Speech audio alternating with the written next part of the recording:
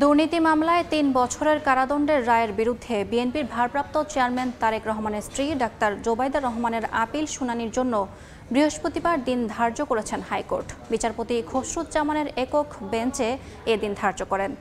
এর আগে আপিল নিষ্পত্তি না হওয়া পর্যন্ত জোবাইদা রহমানকে জামিন দেন আদালত। ২০২৩ সালের আগস্টে জ্ঞাত আয়বহির্ভূত সম্পদ অর্জনের মামলায় বিএনপির ভারপ্রাপ্ত চেয়ারম্যান তারেক রহমানকে ৯ বছর ও তার স্ত্রী জোবাইদা রহমানের ৩ বছরের কারাদণ্ড দিয়েছিলেন আদালত।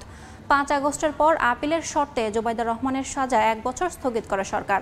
১৭ বছর পর ৬ মে বেগম জিয়ার সঙ্গে দেশে ফেরেন ডাক্তার জোবাইদা রহমান। তার আইনজীবীরা বলছেন, রাজনীতি থেকে জিয়া পরিবারকে দূরে রাখতেই তারেক রহমান ও তার স্ত্রীকে সাজা দেওয়া হয়। আপিল শুনানি হলে খালাস পাবেন তারেক জোবাইদা দম্পতি।